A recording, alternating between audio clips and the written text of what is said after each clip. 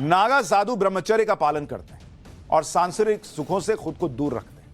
नागा साधुओं का मानना है कि व्यक्ति निर्वस्त्र दुनिया में आता है, इसलिए नागा साधु जीवन में कभी कपड़े नहीं पहनते। नागा साधु दिन में सिर्फ एक बार ही भोजन करते हैं और वो भोजन भी भिक्षा मांगकर करते हैं। सोने के लिए भी नागा साधु किसी बिस्तर का इस्तेमाल नहीं करते, बल्कि हमेशा जमीन पर सोते हैं। नागा साधु जीते जी खुद का श्राद्ध और पिंडदान कर देते हैं, जीते जी। नागा साधु अपने अजब गजब मेकअप की वजह से भी लोगों का ध्यान खींचते हैं। आपने आज भी नोट किया होगा, अमृत स्नान के दौरान नागा साधु एक अलग ही रंग में दिखे। यही नागा साधुओं की पहचान है। जिस तरह हिंदू धर्म में सुहागिन महिलाओं का 16 श्रृंगार करना जरूरी माना जाता है, वैसे ही नागा साधुओं की जो वेशभूषा होती है वो 16 तो नहीं है, वो 17 श्रृंगार की होती है।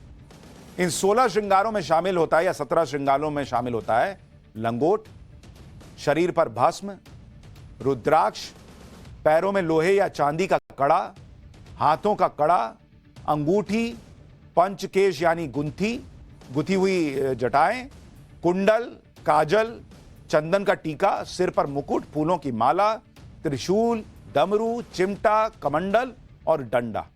ये 17 श्रृंगार इनकी वेशभूषा का पार्ट है।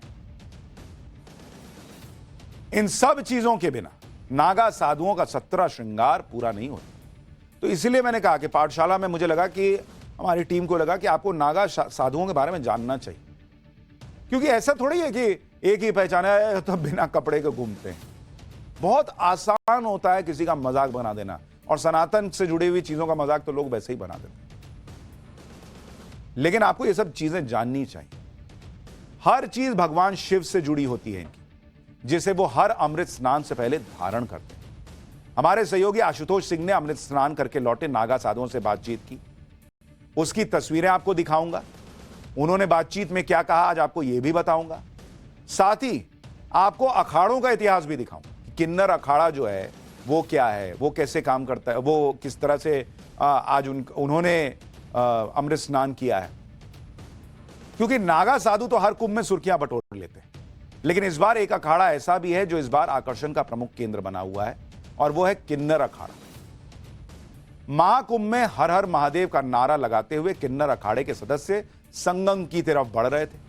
बीच में छत्र के नीचे आचार्य महामंडलेश्वर चल रहे थे और किन्नर अखाड़े के साधु पारंपरिक शस्त्रों का प्रदर्शन कर रहे थे। उसकी तस्वीरें अभी आपको दिखाऊंगा। ये देखिए, ये तस्वीरें। तो इस तस्वीर के बारे में डिटेलिंग आपको बताऊं, उससे पहले नागा साधुओं से जो हमारे सहयोगी ने बात की है वो अब आपको दिखाता हूं। गुरुजी, अमृत स्नान हो गया, अब इसके बाद क्या आगे की प्रक्रिया होती है?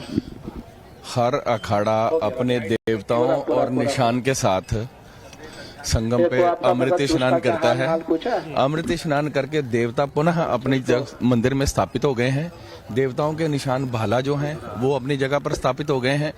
दिगंबर साधु अपने देवता को और धर्म ध्वजा को नमस्कार करके अपने अपने धुने पर बैठेंगे, और जितने हमारे आचार्य पीठ के आचार्य महामंडलेश्वर हैं वो यहाँ पर गुरु महाराज जी के नाम पे अपनी सेवा पुकार करवाएंगे। इसको धर्म ध्वजा को अब क्या पर्व ध्वजा कहा जाता है क्या आज के बाद, अमृत स्नान के बाद? नहीं, ये धर्म ध्वजा ही है। अच्छा। और ध्वजा धर्म की ही रहती है। मेला जब स्थापित होता है यहाँ पर, तब धर्म ध्वजा जब स्थापित होती है तब से मेला हमारा प्रारंभ हो जाता है। अब आपको किन्नर अखाड़े की तस्वीरें दिखाता हूं। महाकुंभ में हर हर महादेव का नारा लगाते हुए किन्नर अखाड़े के सदस्य संगम की तरफ बढ़े।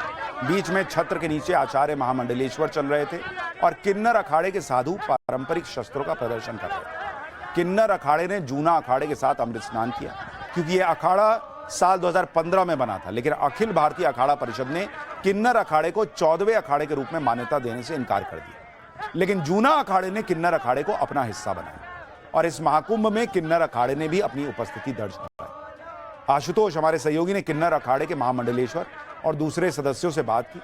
जरा वो बातचीत भी देखिए, फिर आगे की बात बताएं। स्नान किया, और अब देखिए जूना अखाड़े से संबंधित जो किन्नर अखाड़ा है वो अमृत स्नान के लिए निकल रहा है। बहुत ही दिलचस्प तस्वीरें हैं सनातन की। ये वो तस्वीरें हैं जिनका संदेश पूरी दुनिया में इस वक्त कहीं ना कहीं जाएगा। और आप देखिए कि जूना अखाड़े से संबंधित जो किन्नर अखाड़ा है वो इस वक्त अमृत स्नान के लिए संगम तट की ओर पहुंच रहा है। इनके महामंडलेश्वर से भी हम बात करने की कोशिश करेंगे, क्योंकि एक लंबा सफर रहा है संघर्ष का। हम उनसे जानने की कोशिश करेंगे कि एक लंबा सफर रहा है आप लोग के संघर्ष का, जब 2019 में आपको जूना अखाड़े से संबंधित किया गया और आज आप अमृत स्नान करने जा रही हैं। क्या मन में भाव है? बहुत सुंदर एक मन में अब लग रहा है कि हम लोग भी समाज के एक अभिन्न अंग है। अब लग रहा है कि समाज में भी हम लोग का एक अच्छा स्थान मिला है। जो संत हैं वो हैं, देखिए शस्त्र भी है।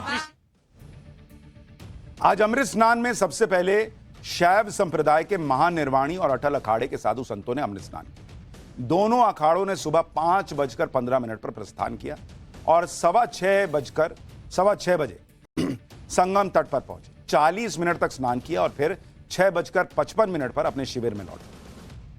जिस वक्त महानिर्वाणी अखाड़े के साधु संत अमृत स्नान के लिए जा रहे थे, उस वक्त वहां कैसा माहौल था? भाई आप और हम तो सो रहे होंगे, लेकिन उस वक्त वहां महाकुंभ में कैसा माहौल था, उसको लेकर ये रिपोर्ट देखिए। आपको लगेगा कि वहां क्या था, सब पता चल रहा है। आप तस्वीरें देखिए कि इस वक्त महानिर्वाणी अखाड़े का जो ये साधु संत हैं वो संगम में स्नान के लिए निकल पड़े हैं। देखिए कि ट्रैक्टर्स पर, रथों पर सवार होकर जो महामंडलेश्वर है, मंडलेश्वर है, वो इस वक्त जो लोग हैं वो इस वक्त संगम में स्नान के लिए चल रहे हैं। देखिए सुरक्षा का पुख्ता व्यवस्था की गई है। जो लोग होते हैं वो दूर दराज से यहाँ पर आते हैं। देखिए महिलाओं की संख्या आप देखिए यहाँ पर किस तरीके से जो महिलाएं हैं वो कतारबद्ध होकर अमृत स्नान में शामिल हो। क्या कहेंगी महादेव? बहुत खुशी है हमें यहाँ पे आके। स्नान के लिए निकल पड़े हैं? बिल्कुल बिल्कुल। कितना इंतजार था? हाँ 10 दिन की यात्रा है हमारी, तो 10 दिन की यात्रा है। 10 दिन की यात्रा है। कितना इंतजार? महादेव अमृत स्नान के लिए? महादेव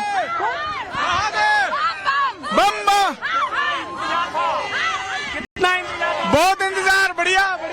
बढ़िया। देखिए तो आप रथों पर जो साधु संत हैं वो महामंडलेश्वर हैं वो सवार हैं। महाकुंभ में अमृत स्नान का भी अपना महत्व है, जिसे जानकर आप अभिभूत हो जाए। आपका मन भी करेगा कि जल्द से जल्द महाकुंभ पहुंचे और संगम में डुबकी लगाए। देखिए हजारों सालों तक यज्ञ करने का जो फल प्राप्त होता है वो कहा जाता है कि वो एक अमृत स्नान से प्राप्त हो जाता है। 1 लाख बार पृथ्वी की परिक्रमा करने पर जो फल प्राप्त होता है वो एक अमृत स्नान से मिल जाता है। धर्म ग्रंथों के अनुसार महाकुंभ में किया गया अमृत स्नान न सिर्फ पाप नष्ट करने की क्षमता रखता है, बल्कि ग्रहों के नकारात्मक प्रभाव से भी मुक्ति प्रदान करता है। अमृत स्नान करने से मोक्ष की प्राप्ति होती है, ऐसा कहा जाता है। 7 पीढ़ियों की शुद्धि हो जाती है, पितरों की आत्मा को शांति मिलती है। और अगर साइंस की बात करें तो साइंटिस्ट भी मानते हैं कि त्रिवेणी संगम का पवित्र जल कई औषधीय गुणों से भरपूर होता है। यानी पवित्र जल में मौजूद खनिज पदार्थ शरीर को स्वस्थ रखने में मदद करते हैं और कई रोगों को दूर करने की क्षमता रखते हैं। इसलिए महाकुंभ में अमृत स्नान तन को स्वस्थ, मन को शांत और तनाव मुक्त करता है। शास्त्रों और धर्म ग्रंथों में भी प्रयागराज कुंभ में अमृत स्नान की महिमा का वर्णन है। मैं आपको कुछ श्लोक बताता हूं, आप सुनिए, आपको पता चलेगा। प्रयागे स्नान मात्रेण सर्व पापे प्रमुच्यते, विशेषतः कुंभे पुण्यम यत्र देव सदा स्थित। इस श्लोक का अर्थ है कि प्रयाग में स्नान करने से सभी पापों से मुक्ति मिल जाती है। कुंभ के दौरान पुण्य कई गुना बढ़ जाता है। एक और श्लोक का शास्त्रों में जिक्र मिलता है कि गंगा तव दर्शनम पुण्यम स्नानम सर्व पाप हारकम कुंभे स्नानम महापुण्यम मुक्तिम ददाति मानवम। यानी गंगा का दर्शन पवित्रता देता है और उसमें स्नान सभी पापों का नाश करता है। कुंभ में स्नान महापुण्य प्रदान करता है और मानव को मोक्ष का मार्ग दिखाता है। तो जिस अमृत स्नान की बात हो रही है, इसका जो जिक्र मिलता है आपको शास्त्रों में वो अद्भुत है। महाकुंभ में